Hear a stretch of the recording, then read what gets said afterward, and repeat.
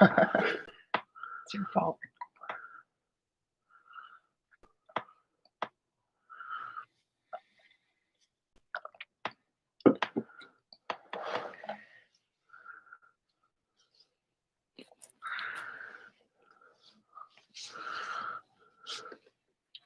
Are you drinking straight vodka over there? No, ice water.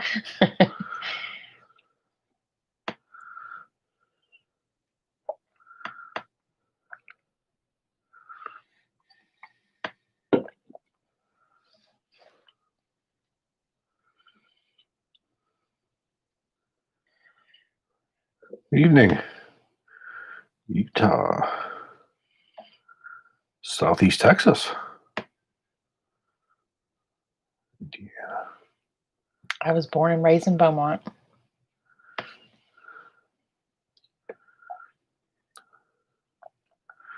You don't get much more southeast than that. Motor City, Wisconsin, Bama, part of the South. Joey's in Beaumont.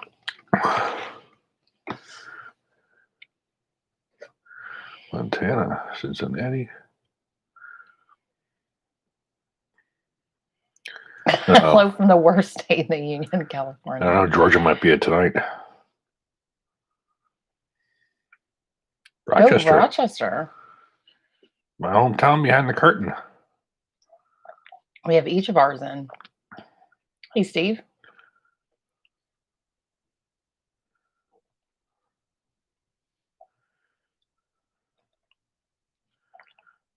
Baltimore.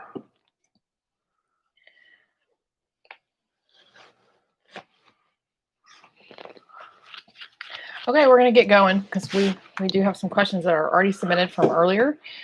We have about 4 to get through, and then I'll start pulling questions from chat. So you can put your question in the chat line, and I'll be bouncing around throughout the chat. If you'd like to donate during the chat, you can do so with the super chat option with the $sign. You'll get priority over the questions that are coming in, and we will do those first before other questions, but we don't just take paid questions. Our preferred method is donor box. We have the link on smallarmsolutions.com where you can make a donation and put your question in the comment section. I'll get an email, and it'll be the same way. You'll get priority over the other questions that are coming in. Wayland, New York. That's not too far from Rochester. I'm sorry. Google usually takes 30%. So donor box is our preferred method, but we're happy to have you, and we're going to get started. If Rain Man is done looking at the locations of places, Steve, you're up first. Is this Tri-Arc Systems? Is that Tri-Arc? Yes? Tri-Arc Systems is located in Mansfield, Texas. Do you have any opinion on or experience with Tri-Arc Systems Track 2.0 barrels with a proprietary rifling known as single edge polygonal SCP? No, that's actually the first time I've ever heard of them. Sorry, I couldn't be more useful to you on that one. Well, Steve, if you have another question, let me know and I'll pull it for you. Steven on Donnerbox says, many manufacturers, and most frustratingly, even high-end manufacturers, are overgassing their barrels, sometimes horribly. Those of us using full power 5.56 ammo / suppressed and unsuppressed / short barrels, etc., are left to our own device and trying to find a good balance with buffer and spring weights. It would be greatly appreciated if you could give us a baseline parameter for testing different spring buffer setups for optimal reliability. In other words, if I want Mark 18s, I've heard this was chosen as the best reliability compromise for both suppressed and unsuppressed. I would like to do this with my upcoming 12.5-inch build. Did the military test in a specific atmosphere? That's a long question. I.e., 0-degree weather, super dirty weapon, etc. Well, yeah. First off, that's we talk about this regularly on here, that manufacturers are forced to do that due to the fact that you have such a wide variety of ammunition.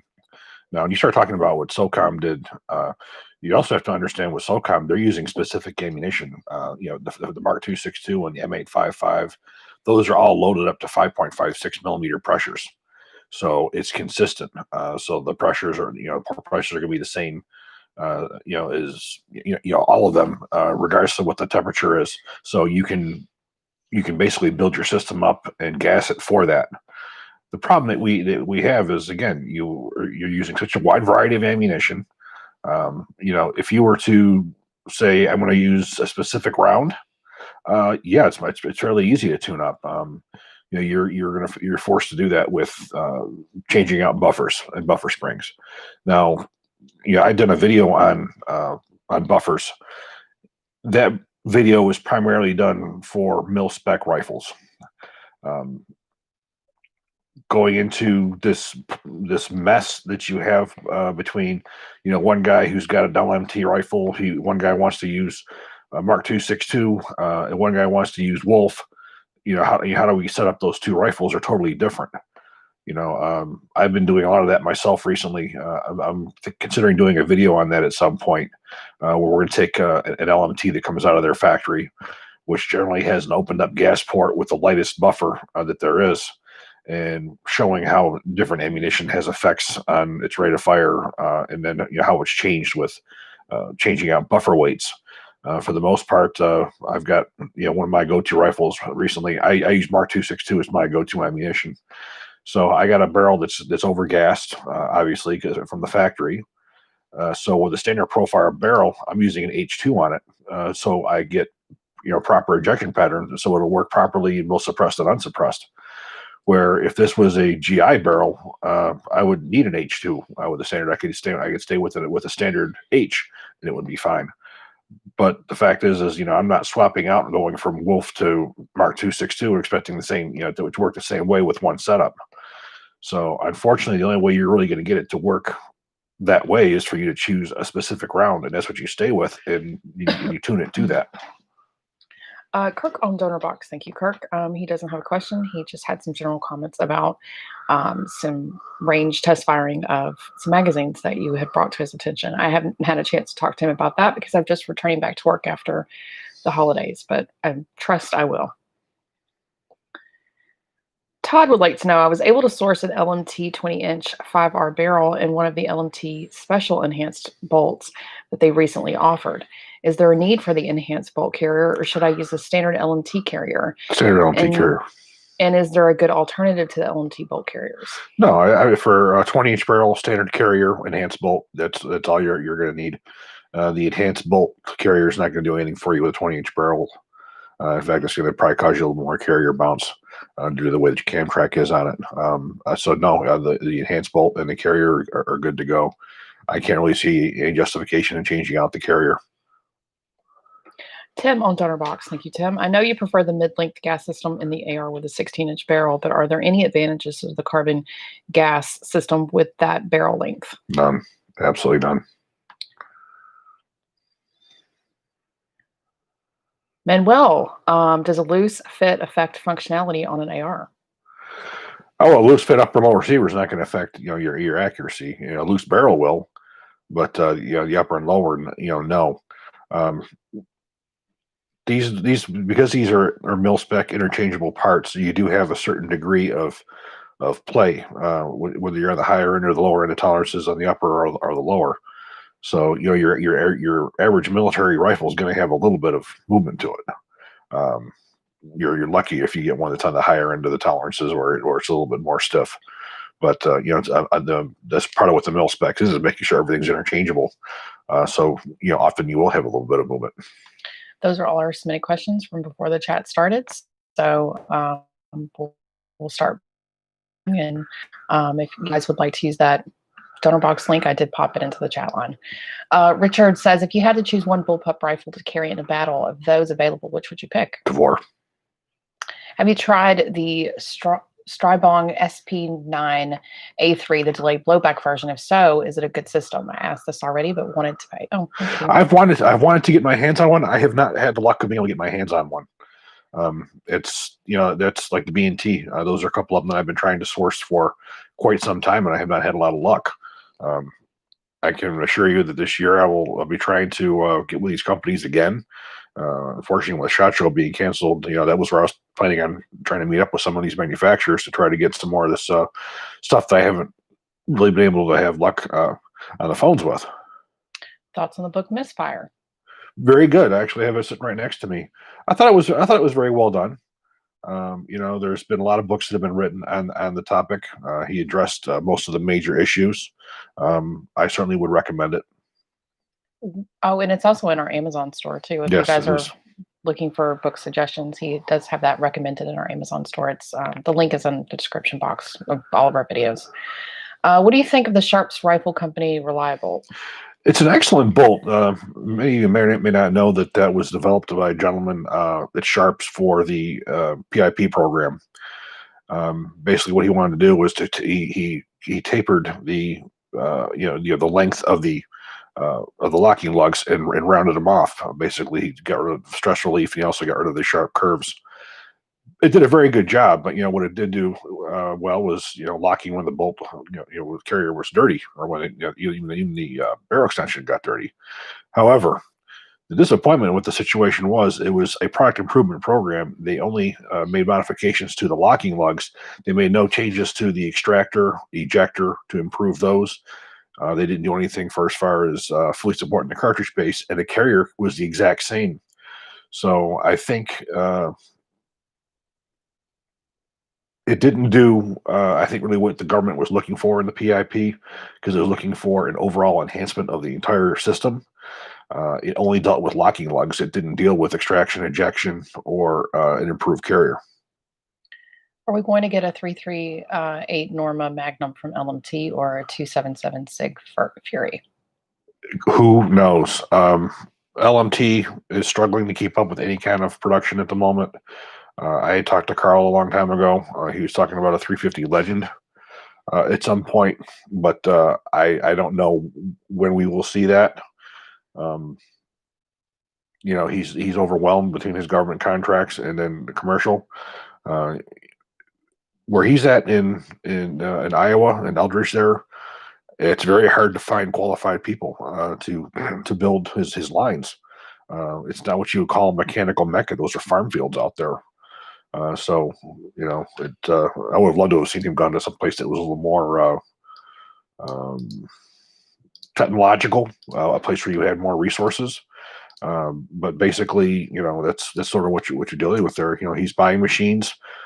He's trying to get things up online. But he's like everybody else in the industry right now. They have this massive backorder. Well, and then I wanted to give everybody an update on Centurion because I was able to get some information from Monty's wife, Corey, last week. She gave me an update on how they were doing because everything was out of stock as of the end of August. And you guys have been asking about some of these parts. The next batch of barrels is due to arrive this week. So they're going to be building again as of this week. So I would suggest that if you guys are looking for any of those Centurion products, that you start checking the website starting now, because they're putting everything together. So you're going to start to see some things come back into stock, but I'm sure it will leave out of stock as soon as it enters. So I'm plopping in those Centurion codes there for you in case you do have any interest in the uppers and lowers, and apparently those are supposed to be back. So, because that's been a hot topic. What are your thoughts on the LWRC ICDI 556? It is an excellent rifle. I have a video on it. I think probably dollar for dollar, it's probably one of the best deals in the market for having all the enhancements that it has. The fully ambidextrous, the enhanced bolt carrier group, excellent hammer forged barrel. It's got free floated barrel. It's got everything that you would want at a really good price.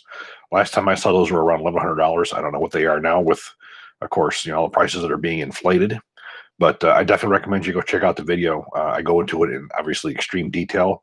I highly recommend it. I've got some guns on order from LWRC. I've been trying to get for the last 6-8 months, and they just haven't had anything that they can send to writers. Obviously, they're not too concerned about doing too much with marketing at the moment when they're having such heavy back orders. Yeah.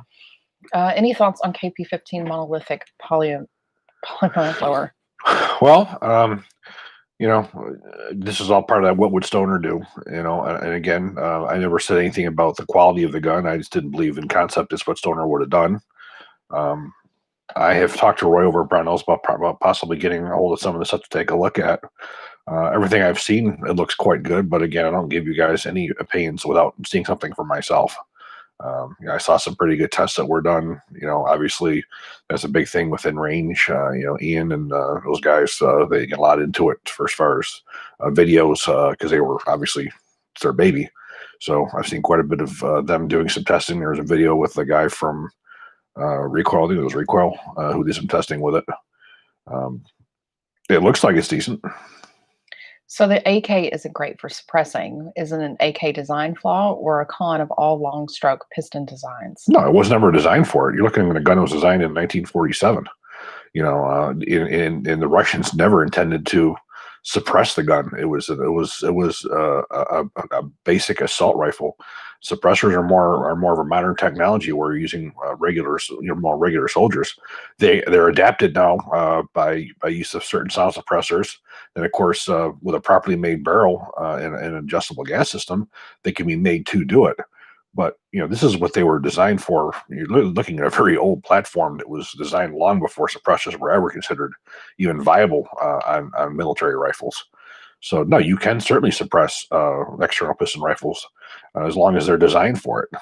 The AK, again, you're looking at an old rifle that was never its design intent. I always see a lot of instances of polygonal rifling in handgun barrels. Is there a reason why it hasn't been adopted more widely for rifle barrels, given the benefits often touted about it? Well, it doesn't work nearly as well with small caliber, 5.56 and so forth. Rifle, you don't get the leading edge where you're looking for the precision. That's probably the main reason why you don't see a lot of the polygon. Polygon rifling works very well for machine guns, where you don't want to wear your lance and grooves as quickly, where you're not really as concerned with precision accuracy. A lot of it goes down to really what you talked about, what we talked about with Colt for all these years, why the U.S. government would not adopt a Colt hammer forged barrel for the M16 or M4 platform. They basically felt that the leading edge on the Colt button rifling was the key to its extreme accuracy over pretty much any other rifle that was out there. And with the polygon rifling or the Colt hammer forged rifling, you were unable to duplicate that in a mandrel. So where you have two schools of thought. Now the accuracy increase, in my opinion, anyways, unless you have it on a bench and on a vise where you're taking away all human error, I don't think you would even see it remotely. Now, for as far as a Colt hammer forged barrel, for as far as durability on for longer use, yeah, I think the Colt hammer forged is a better barrel for that. You go wrong with either one, no. But that's why I don't think you see them very much in rifles, because you're looking at more of a precision instrument, and that's not what polygon rifling is designed for. Is precision rifling? It's more of a longevity.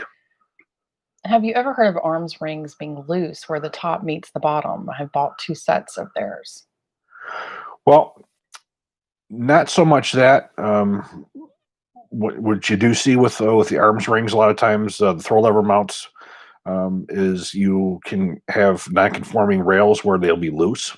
If your 1913 rail is not within spec, that's why they came out with the Type 2 arms mounts where they had the micrometer on there that basically allowed you to adjust to compensate for oversized and undersized rails. I've certainly seen that. Now, some of the other type of mounts that go where you're screwing 3 pieces together, generally you need to put Loctite on those. Most of the time, the screws from arms came with the Loctite type tape on the threads for thread lock on them. Regular scope rings, So the ring not itself. really. The ring itself, like any other ring, it needs to be torqued properly and it needs to have Loctite on it. And again, most of the time, armor screws come with the thread lock tape on them. So I've used them quite a bit. Never really had that issue with them. Do you think LMT would replace the old style of torque wrench that came with the MRP if I asked? I heard many bolts have been broken with the older style wrench. Well, I've never heard of that. The only thing probably the older style wrench is if you mess with the adjustment signs. The only way that's going to come out of spec. I would doubt that because it's an upgrade. It's not something that was a recall. I mean, generally, if it's something that's a recall, they would do that. But I've used all of them over the years. If you go back to the initial years, it wasn't even a torque wrench. It was just a large Allen key type thing with a T handle on it. It wasn't even a torque wrench. So there's been many updates over the years. But yeah, the only way that's going to break anything is if you change from the 140 inch-pounds to something higher. Great recent review of the POF. Chris, watch out because you're hitting the screen. Would the Caracal 816 benefit from the POF buffer tube to help with carrier tilt? It certainly, I guess it couldn't hurt, but I can tell you, I've seen a lot of rounds through the Caracal guns, and I haven't seen any issues with the carrier tilt has caused. Those guns have been tested to hell and back, and I've never seen them have to replace receiver extensions in them. Again, by theory, it certainly would be an enhancement, but necessary? No. Apparently, in LMT's live Q&A they had last night, you were mentioned. Oh, was I? It said Joe mentioned you. I don't know who Joe is. Joe Hodgney? Maybe. Or Joe Haney? Have you seen the AR-57? It's an AR-15 chambered in 5.7 with the mag on top of the handguard and rounds eject out of the mag well. I have seen. I have not tested. That's one of those things that I just never really got around to. I'm not really a big fan of the 5.7 x 28.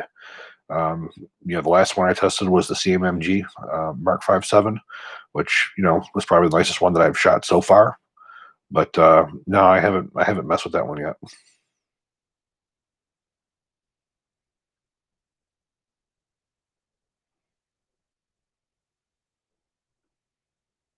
Thoughts on the newly revealed Kel Tec P50? I haven't paid attention. I got to be honest with you. Kel Tec is not really a company that I really pay too much attention to. It's stuff that not really what I would consider military grade. And my experience with them, mostly through the crime labs, hasn't really been all that great. It's just not really something that I've really ever messed around with.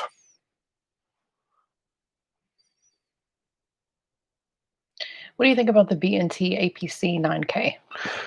I spoke earlier on this one. This is one that I want to get my hands on. I talked to Tim over at Military Arms Channel. He has a lot of connections with those guys. I'm trying to get with him to, get me a contact there where I can get my hands on something to test. They got a U.S. government contract, which means they've gone through some testing, which it sounds like it's a very good product. I just have yet had the chance to pull trigger myself on one. About the POF video, is there still valid reason for a bayonet lug versus having extra rail length for lasers, lights, etc.?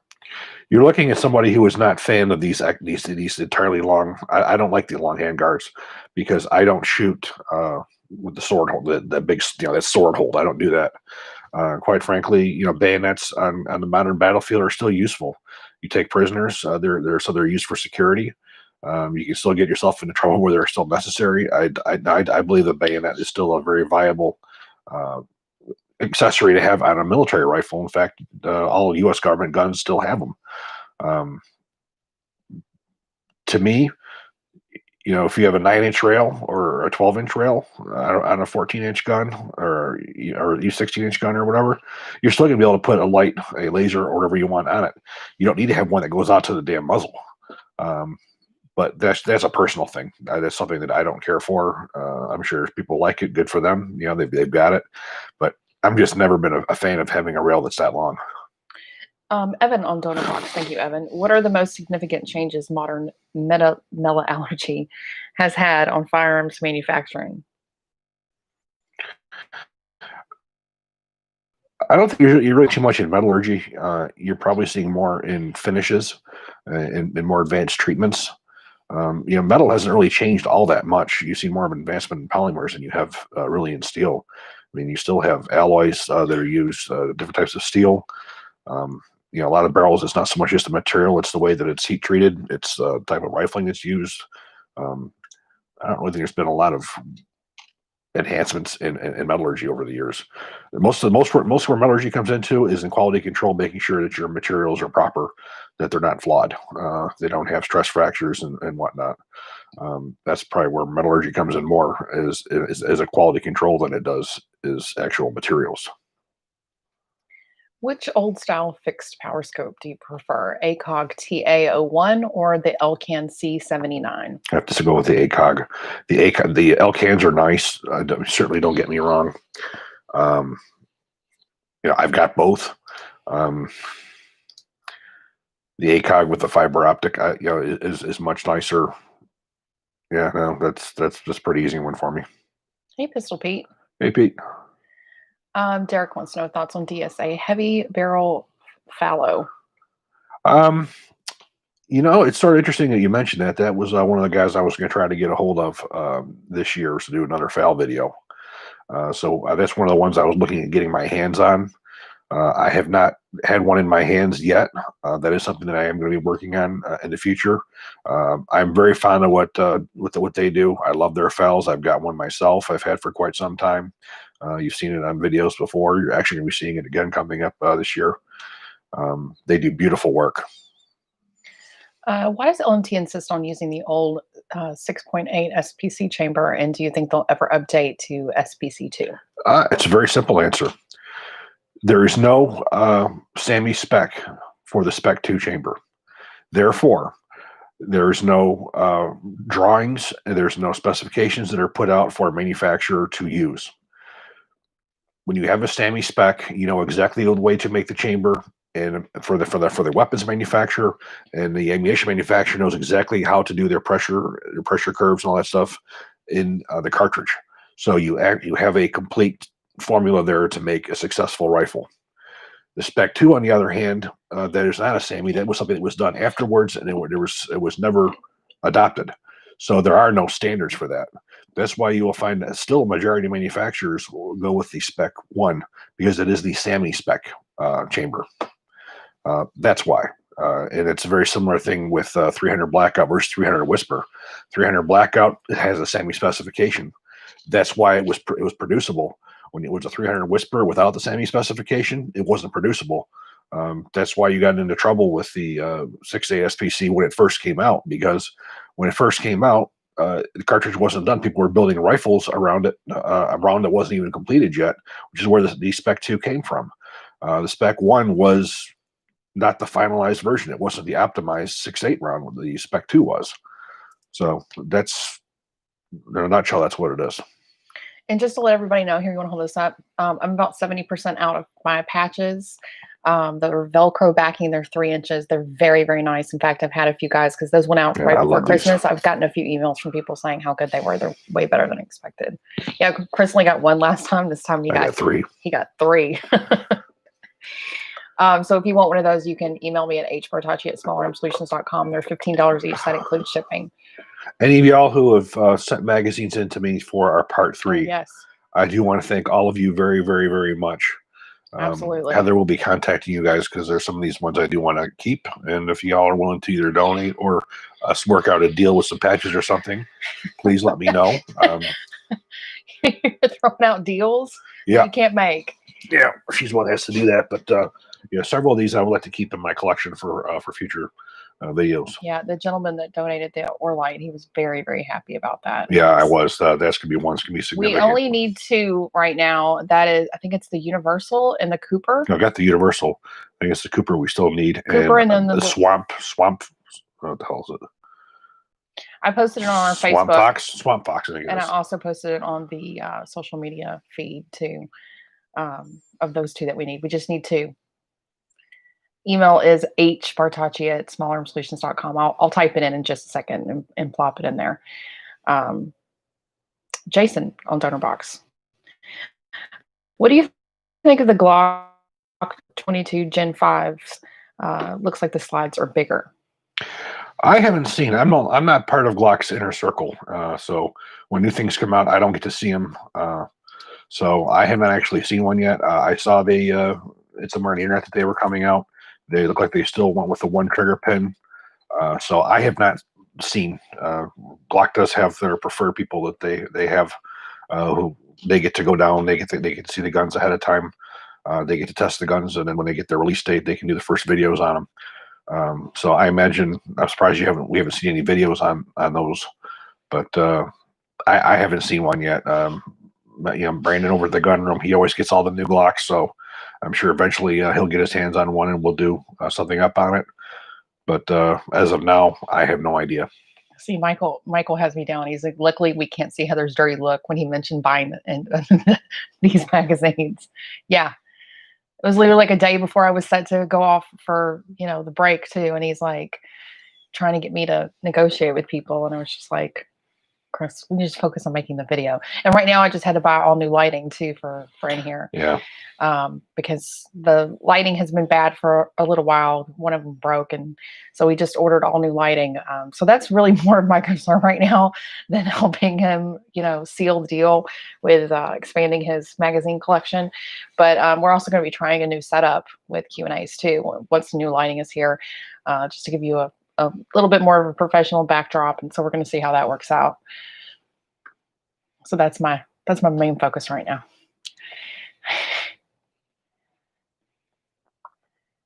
How difficult is it to replace a barrel on an LE6940? I kind of want a mid-length gas system on mine. It's not that it's difficult. Basically, you have to have a special wrench, and you don't have a large movement of travel, so it takes some time to do it. The procedure is a little bit different because you're not aligning the gas tube with the barrel nut. You're basically looking at one torque of 35, one of 45, and one of 60 inch-pounds to get it down. The problem is getting a front sight base, getting it on there, getting a straight gas tube. I don't know if Colt has manufactured a straight gas tube in mid-length for that yet. I don't think that they're going to be compatible with the LMT. So I think your biggest crutch is going to be finding a front sight base and then finding a mid-length gas tube for it. It's also going to stick out and totally look ridiculous. If Chris leaves for a potty break, the bidding for ammo starts. Yeah, we're actually running a little bit low. So the stuff that you're seeing behind me is more of the hollow points. It's not really what I use for testing. It's the accuracy image, but not really testing ammo. Fortunately, Jeff Hoffman over Black Hills says he's going to make sure I got what I need this year. It's going to come in probably a little more sparingly, but he's still going to come through. Crushed. Your sound has definitely improved over the years. Well, we had someone who was kind enough to help us get a new mic system, and it ended up being a lot more. You think a new mic is going to be like a few $100s. It was literally like $1,600 later between all the how to use it. Then I had to learn how to use it. So the lighting, I know that you guys want closer and clearer images. I'm working on that, and this kind of goes along with what Walter's saying. Are you proud to hear more and more big gun channels mentioning Chris and Sass? Absolutely. I do feel a sense of responsibility though when they say things like, "Well, his numbers would be higher if he had better production value." And I have no charisma. Well, I don't look at that. I look at more of my side of the business and packaging him and making him better. But the whole concept is more. It is kind of like a learning environment. It's an educational class. It's the meat and potatoes of firearms. It's not any kind of action shots. I mean, sometimes he does some slow-mo stuff in there, but yes, audio is very hard to do. Any of the regulars have been following from the original channel? No. I definitely was on the struggle bus for a while for that.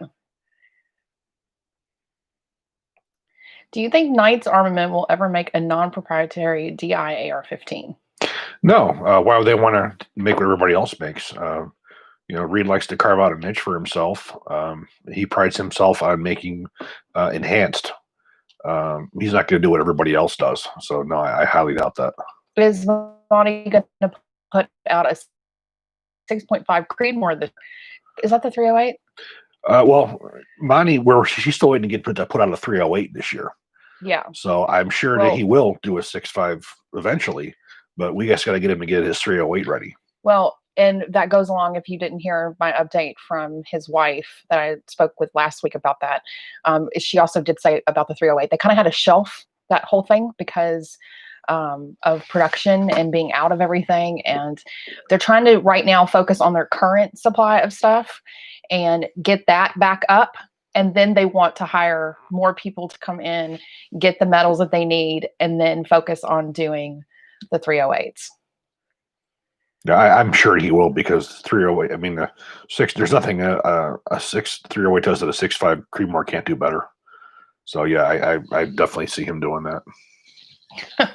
One does not go to SAS for charisma, but for wisdom. I like to think of us as the Eagle Fang Oh, of don't gun start. channels. Don't start. Hopefully you guys enjoyed that picture I took of Chris for I want to say Karate Kid, but Cobra Kai. Cobra Kai, in his shirt. I got him that shirt for Christmas. And then of course he's been buying Coors Banquet lately. I got to get one of the newer shirts though.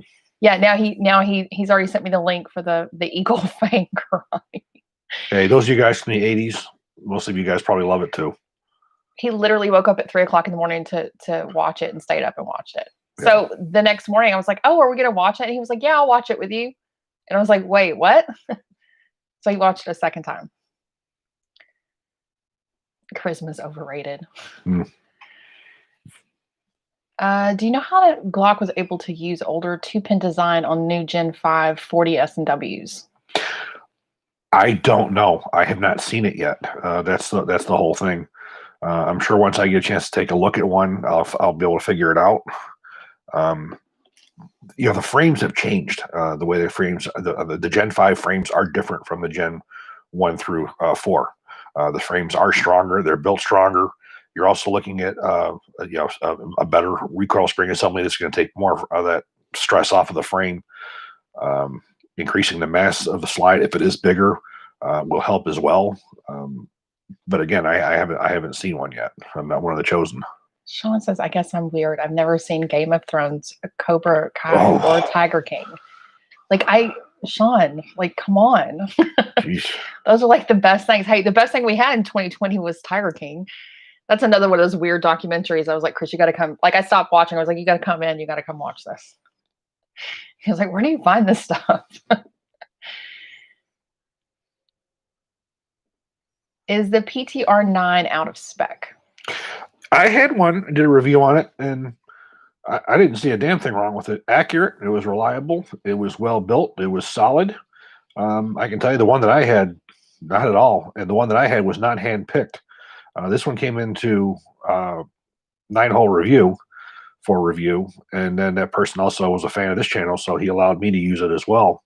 So I probably put a good 200-300 rounds through it. Worked like a champ. It was beautiful. Any plans to review the Geisley URGI upper receiver? Yes, Brandon over at the gun room. He is actually quite fond of of those, and he's got one he's going to let me borrow to do a review on. Quite frankly, I am really backed up right now. I've got a lot of stuff ready to go for video, so I'm going to be pretty much congested probably for the next couple months before I can really do too much with newer stuff. We have so much stuff coming up, but that is one that will be coming up. I've already got, Brandon said I can have it at any time. So you will be seeing one. I'm really curious to see myself. I look at a lot of what the Geisley stuff is, and I look at the cost of it, and I look at what else is out there, and I find it very hard to justify the cost of the Geisley rifles for what they are compared to what else is out there. What is your opinion on these silent captured recoil buffer springs? Is it a gimmick or do they actually work? And are they worth the extra cost? Some of them go for over $150. I've used a JP, both the 5.56 and the 7.62 spring. Yes, they do work. They are not recommended for full auto. However, I did see the video that was done by Forgotten Weapons on there. What would Stoner do? They were throwing it in there, and they were using it on full auto. But if you look at all of J&P's information, it says it's not full auto rated. They work absolutely. They are silent. For the cost, they're not. I don't believe they're worth it. If you don't like the noise, take your recoil spring, flip around end to end. They'll take out a lot of the noise. I could never justify spending the money for it. Again, I've used a couple of them, and I actually did pull them out. I ended up putting my I had one of them in my Armament Super SAS. I ended up pulling it out, putting the original one back in there. And as far as the 5.56 was concerned, I had it in a lightweight one. It doesn't do anything for recoil. It's a little quieter, yeah, but you flip your spring around. I don't think it's that much of a difference. And for that extra money, think of what else you could buy, what other accessory or ammunition you could buy. Best buffer and spring combo for a 16-inch AR and 7.62 by 39. Well, that's interesting. You're going to be seeing a video. That's not one of the ones that's coming up. I'm doing a video on basically getting ARs and 7.62 by 39 to work. Part of it's going to be buffers, part of it's going to be magazines, and part of it's going to be firing pins. For the most part, the ones that I'm messing with are the Black Rifle Arms, which is an excellent one. His come with a standard buffer, says we don't need a heavier buffer to make the gun work. Overgas, your cartridge case is ejecting at 1 o'clock. I've got an H2 in it, and it's tamed it right down. It's very similar with what's going on with the primary weapon systems, 7.60 by 39. And H2 seems to be a good way to go with it, especially if you don't have an adjustable gas valve. It's one of those things that is not standard. It's not like a mil spec, AR-15 where you have a formula. That's the whole thing about the mil spec is we got a formula here. We're using this ammunition. This is what buffer we use. It's very clear cut when you're using one type of ammunition. 7.60 by 39. I go from lighter powered Gecko ammunition right up to that freaking hot Wolf and Tula. And then everything that's in between. So you're dealing with different pressure curves, different port pressures. So it's not as clear cut. Then you want to put a suppressor on it on top of that. So yeah, but you'll be seeing something coming up in the future on that. We're going to be talking quite a bit about that. We have a few people interested in wanting to know what you think about rare breed triggers. For your average shooter, a mil-spec trigger will do just fine. For law enforcement, a mil-spec trigger will do just fine. For a special operations guy who's doing more precision shooting, the two-stage triggers do quite well. For anybody who's doing a DMR role, a two-stage trigger works quite well. Myself, most of my rifles will use standard triggers. I do have Geisleys in several. I have some actually rather custom Geisley ones that are designed for rapid fire, being able to get off rounds quickly and accurately. But for most shooters, I think you're probably better off staying with a good mil-spec trigger. But that's the whole wonderful thing about this weapons platform is you can do whatever the hell you want. You get tons of options. You can mess around with it and see what works out best for you. It's different when you're looking at it from, you as an individual, what you like versus trying to equip a military or a police department or a SWAT team. It's a very different process of being able to select. There's someone asking about your black and white poster, the Colt posters that they've seen behind you in videos. We actually have that one up. It's just higher up and you don't see it in the shot. I'm going to be rearranging some stuff back here and making it a little bit more visually pretty, I guess. That's going to be back into frame. That was a gift from Ken Elmore, especially at Armament Warehouse back in 2004 when I did Black Rifle 2. He was he did some assisting with me. At the time, he was working for Colt. He left Colt. It wasn't really on that great of terms. And I don't think Colt likes him using anything with their trademark and him making money on it anymore. So he doesn't make those anymore, which is really a shame because it's an absolutely gorgeous poster. So unfortunately, that's not. Yeah, they're individually marked. Yeah, and they're signed and they're numbered. I called him. You guys asked about it. I called him a few years ago, when we first started this because people were asking about it, and he says, "No, I don't do them anymore because of the Colt's trademark." Hey, Adnan. Hey, Adnan. Let's go back to the triggers because it sounds like you might not be understanding.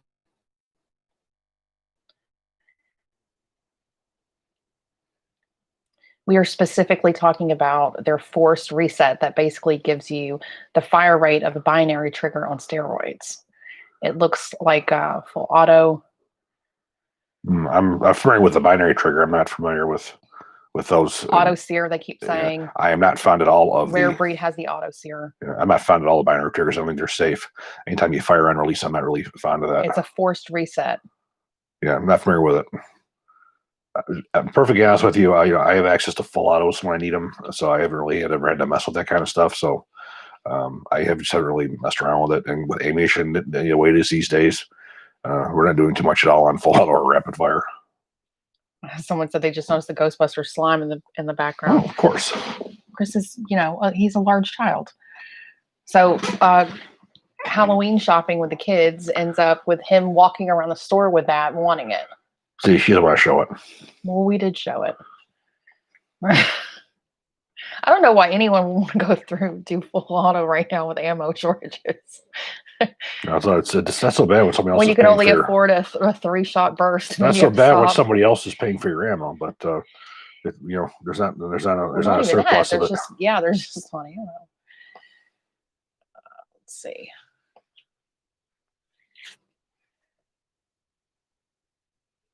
What is your suggestion for defense ammo with an 11.5-inch AR and pistol? Currently, I'm using the green tips for AR and 124 plus P gold dots in my G17. And this is Joey from Beaumont.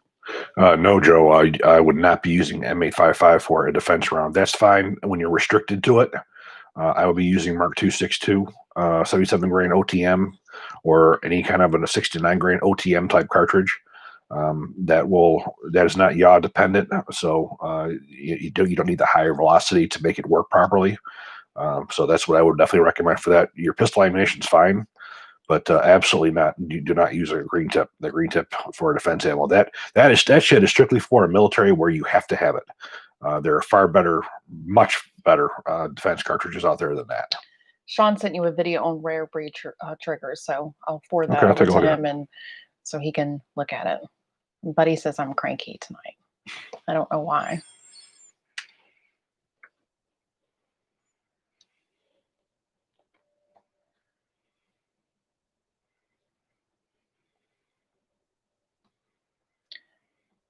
Going back up here to my spot.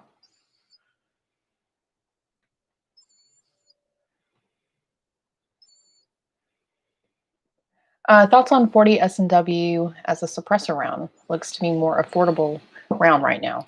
Well, absolutely. It's a subsonic round. If you go with 180 grain, it's a subsonic round. I've had a couple of questions about this recently because, we talk a lot about law enforcement swinging back to 9mm.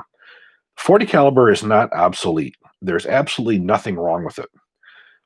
There's a big difference, again, between you going and testing something and seeing what works for you versus what somebody has to do when they're looking at equipping a police department or a military. When you're looking at equipping one pistol for an entire police department, you take into consideration all the issues of terminal, of recoil, of size, how it's going to affect all of your different size shooters and size hands, where you can take a gun and you can say, all right, this fits my hand. I don't mind the recoil. There's absolutely nothing wrong with 40 S&W. By law enforcement getting away from it, going back to 9mm, considering the way newer ammunition is, the newer generations of defense ammo on 9mm, you're not seeing much of a benefit to the 40 caliber. There's always going to be some because it's always a larger piece of lead moving slower, but there's not as much of a benefit. It is not obsolete. I've definitely told one guy, says you don't need to go sell your 40 caliber. There's nothing wrong with it. It's still a viable round for you guys with suppressors. As long as you stay with 180 grain, you're looking subsonic, just like a 45. Raymond on DonorBox. Thank you, Raymond. He says he has no real question, just wondering what pets we let the kids have. He said, I know y'all have dogs, but do we have anything weird like snakes or lizards? Oh, no. 2 assault terriers. I wanted a bull, but she won't let me have a bull. I mean, like, I want a Texas Longhorn. What do you even say to that? You want a bull? I want a Texas Longhorn. You're not getting a bull. Oh, we do have chickens. Yeah, we have 4 chickens. Really weird, though. It's great during the pandemic when you can get it.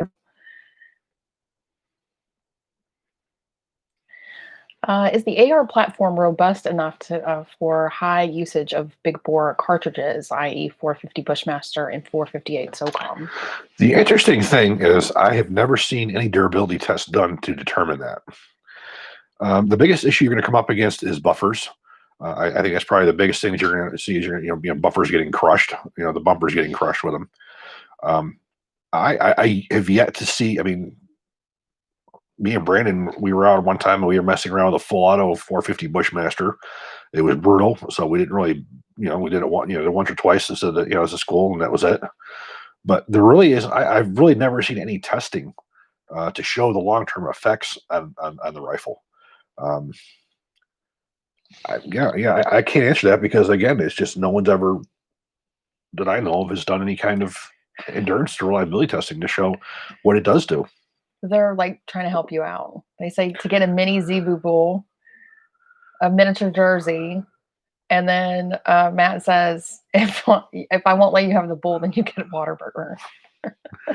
Hey, on my way to the range, my range that I go to, we go right past a field where there's just full of longhorns. Cute little ones. These are not bulls like you're going to ride. I can't understand why she thinks that they're dangerous.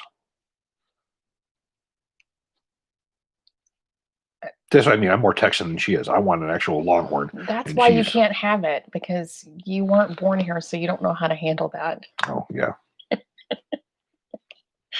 What do you think about the JP variable mass BCG? Well, I've got one actually right over here. Colt's done a lot of work over the years with various materials. They never could make it work. I believe we're talking about I'm talking about the aluminum one. You're talking about something else. I'm not familiar with the one you're talking about. I'm familiar with the aluminum one. That's the one. That's the only one I'm aware of. I know that there are companies out who are making ones with adjustable weights to change the mass of them now. I don't know if that's what you're talking about, but I do know they have the aluminum carrier. They said, Chris, you need to say to me, I wasn't born in Texas, but I got here as fast as I did. Actually, that was one of the things that was told to him, like as soon as he got here. It's just to tell people that you got here as quick as you could. Everybody accepts me here at her. It's just something I can hold over you. And you do. It's my job. What TV series are you guys into? I just discovered Yellowstone. It's highly recommended. We're actually we just did Cobra Kai, of course, and we're just going back into Outlander. There's nothing really. Everything's kind of been halted. I have my stuff from the '80s. I'm a kid from the '80s. I got several months ago the original SWAT series from the '70s. My original Battlestar Galactica from the '80s. A lot of my Incredible Hulks from the '80s, early '70s. I like a lot of my older stuff. Much better time to grow up. That's for sure. Can you go over how they determine the exact lengths for carbine, mid, and rifle length gas systems and port sizes? How was that determined initially, and how has it changed? Well, when you go back, the rifle was designed with a rifle length gas system. When the rifle was designed around the rifle length gas system, the cartridge was designed around it as well. When you look at your pressure curves of the original 5.56, your peak pressure is to be right behind where the gas port is. So it's reaching its maximum pressure once the bullet passes the port to operate the mechanism. So when the Car 15 came out, or the XM177 series, they shortened everything up. Well, you have a higher pressure initial, which is what gives you your higher rate of fire, which causes everything to speed up to unlock more with that ammunition. So, well, that's what they started with, and that's what the U.S. government continued with, and that's what Colt continued with right up through the development of the M4 carbine. It was really Mark Westrom. Colt did do a prototype of a mid-length gas system, but they just never went anywhere with it. Mark Westrom was really the one who reintroduced that with the data and got it really accepted. The U.S. government, to get them to switch is pretty much impossible, no matter how much better it is. SOCOM even did a study that showed that the longer the gas tube, which means the longer the gas port is from the chamber, the more dwell time you have, thus the more time the cartridge has to contract, thus easier on extraction. So basically, in a nutshell, what that means is the longer that that system has to let me rephrase this. The longer that cartridge case stays in the chamber, the pressures drop, the easier it is to have the extractor break the cartridge free from the chamber to extract. The sooner it is, the cartridge case still has residual pressure in there, it makes the extractor work that much harder, where you can risk having either the extractor slip over, cause failure to extract, or have the rim get basically sheared and ripped right off. You also see that when you see higher rate of fire caused by gas port erosion. So by having the extended length, the more distance between the two, you are always having lower dwell. You're having lower pressure caused by longer dwell time, easier extraction. Always better. Again, Colt was never going to change that. The U.S. government wasn't going to change that. The rest of the industry is you see that a lot of the best rifles that are out there are mid-length gas systems. So of course, when you have the longer gas system, higher pressures, you use a smaller gas port. The shorter the barrel, the larger the gas port, because you have to get a lot more gas into that system and to get it to work, because it's not pressurized as long once the bullet passes the gas port, and you don't have the system being pressurized by the bullet. It's not, I mean, you're looking at right after it leaves the gas port for the most part, where the end of the barrel is on a 10.5-inch barrel. So you have to allow a lot more gas in there to keep the system pressurized to get it to operate, which also gives you a higher rate of fire. Hopefully that answers your question. We're going to take a couple more questions before we have to, unfortunately, go for the night, because we have a child that we have to pick up from work. And this Tuesday switch, just to let you know, is just for this week, because it is our son's 16th birthday tomorrow. So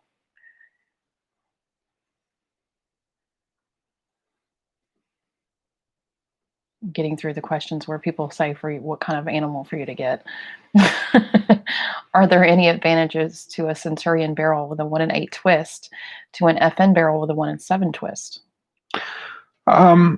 They are both cold hammer forged, both chrome plated. The 1-in-8 will give you real marginal extension on life because it's less fast. I think that with any up to 77 grains, I don't think you'll have a problem with it. Half a one, really. I don't think that it really matters in the end. I mean, in theory, the 1-8 will last slightly longer, not much. But the faster that you go, the less time you have on the barrel because of the higher twist.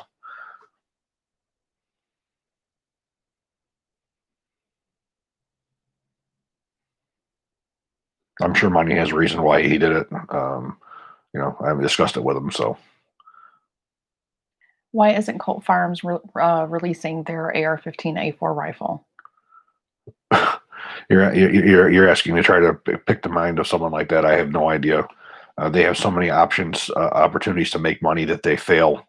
They haven't released their M5 ambidextrous lower receiver, which people wanted for God knows how long. They never released their CK901. They stopped production of the LE901s. They never brought out the individual carbine rifle for sale. They're bringing back guns now that they're subcontracted parts. Whoever's running that company and what their logic is, I have no idea. And I wish I could answer those kind of questions, but there's no logical answers that I could offer you. Any way to help the extractor last longer on a 7.62x39 AR? O-ring and get yourself a Colt, one of the Colt higher pressure springs or higher strength springs, which is the golden color. There's also a company called Springco that also offers enhanced extractors springs. That's the best thing that you can do for as far as is making the life of it longer. For as far as breaking is concerned, no, there's not really anything that you can do about that. You're just, hopefully you have one that was heat treated properly. That is a part you probably would want to replace. They don't last as longer on there, especially with using steel cased ammunition. The steel cased ammunition is rougher on extractors than the brass is, especially with a smaller extractor like that. It's not a massive extractor like you have like on an AK with that bolt. But to increase your extraction, definitely an O-ring and one of the stronger extractor springs. You two should do to your son what my mom did when I turned 16 and make him get a job. He is doing himself. Fortunately, we don't have to make our kids get jobs. We do have 2 teenagers out of the 4. Our oldest daughter is almost 18, and she actually works for a Starbucks, and she's been working long before she turned 16. And Rocco's actually worked. Still thinks her father's a loser. Rocco's been, I think all teens are like that though. Rocco's been working for Small Arm Solutions for the last 2 or 3 years. He does a lot of our range footage, and takes photos and stuff. He's done a really good job with it, but he's ready to go and get an actual real job. He's already looking at that. We definitely believe in teaching kids work ethic. Things don't come for free. Nope. How long will a piston last in an LWRC rifle? No, the piston it's not going to wear. The only thing that you're going to have to replace on that is going to be your return spring. And depending on which version you have, you may your captive system, depending on what they are, and gas rings. You know, the operating rods will last. You know, that's I would never see that wearing out. You wear a barrel out before you would wear your operating system out. MJA said she doesn't know her dad's a legend. No, she thinks I'm a loser. She's been around a couple times when people have approached him, like in the grocery store and stuff, and shook his hand. It really freaks her out. And also, she has a hard time understanding, like when she sees me do all these books coming in, and he's signing all of these books and all of these patches. She's just like, she has a hard time. She's just like this. She's like, I can't believe that people are actually like want my parents' like logo on their like. Yeah, she thinks we're. And you know, really, until I get 100,000 subscribers, I'm really not. We're not worthy. I don't even think then. Yeah, I probably still won't even be. Look, even manufacturers are like, we're not sending you anything. You don't have enough subscribers. And your daughter's like, you're not cool enough. You don't have enough subscribers. Thoughts on limited release 545 by 39 Galil Ace? Do you think IWI will release more of them? I think the gun's going to sell really well, especially seems to be that there's more access to 545 ammo than there is 7.62 by 39 right now. It's a good caliber. I like the caliber. In fact, right next to me, I got 1, 2, 3, 4. I got 5 AK-74s on my bench next to me. We're getting ready to do a video on the new primary or new Polygonal Armory AK-74. It's a good cartridge. It's inexpensive. It's accurate. It's reliable. It's lethal. I think it would be stupid for them to tool up for it and just make a limited number. They're probably they just want to test the market to see how well they will sell. And I think they're going to sell well. Quite frankly, I would like one, but you know, I'm not going to go out and spend the kind of money that they want for them right now. I can't even get one for T&E because they sold all of them. They didn't have any available for marketing or for media. You know, the only person I've seen who's really done anything with them is Tim over Military Arms Channel, and he bought one. You know, through Copper Custom there. So he's the only one I've really seen do a video on it, and he loved it. Drew is wanting a cleaning and maintenance video on Glock firearms. Don't we have a video on cleaning? And didn't you clean a Glock? No, I cleaned the USP, but it's the same process. It's the exact same process. If you go into, we have a cleaning channel. We have a cleaning channel. We have a cleaning video where I clean a 9mm SIG MPX. I clean an AR-15. I clean a shotgun, and I clean a pistol. Yeah, if you go within the channel, there's a search bar that you can search within the channel, and you can look up cleaning videos.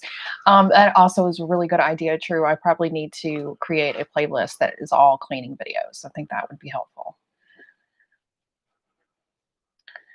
Why didn't the Army use the Mark 262 instead of the M855A1, which is damaging M4 and M16s? Cost, for one. And two, the Army needs to have a more well-versed round where it does barrier penetration, where it goes through helmets and things like that. The Mark 262 is an anti-personnel round. It's not meant to cut down mud huts and things along those lines. It doesn't have the same requirements for penetrating steel helmets out at known distances. It's a different round. It's for a different purpose, a general purpose round. You know, you can see the benefit to having, a mild penetrator core, something that's going to do a little bit better on penetration and body armor and certain conditions, where the Mark 262 is completely designed as an anti-personnel round. It's not designed to go through, steel plates. It's also not necessary to have that kind of accuracy. It's totally cost prohibitive for the U.S. military. New Zealand is the only military now who's actually spent the money to use it as a primary military round, a primary infantry round. Only one, and they're a very small military. The ammunition is extremely cost prohibitive, just due to the fact that it's the precision that you get out of it and the terminal. For the gentleman that was asking about how to get a patch, I just put into the chat line my email. It's hbartacci@smallarmsolutions.com. I probably said that too fast now, so sorry for that. They're $15. That includes shipping. Just send me an email. Let me know how many you want. It's not something that we keep on stock. I actually haven't ordered them in a couple of years. But if you'd like one, you can do that. In fact, all your patch purchases are going to our new lighting. So it's a great way to help out the channel, and the patches are pretty awesome. Thank you guys for joining us. Hopefully we'll see you next Wednesday. Patreon Q&A will probably be later this week. I need to answer one. Can't answer it. Gotta go. I have to. No, we have to go. Sean, yes, I have shot it. Very good results. We'll talk about it next time. Okay, guys, thank you. All patches have been shipped, Dorian. If you ordered a patch, they went out right before Christmas. So unfortunately, our mail system is not the best right now. So please be patient. But all patches have gone out, and any patch orders that are coming in, they're leaving the same day that they're paid for. So thank you. Have a good night. Thanks.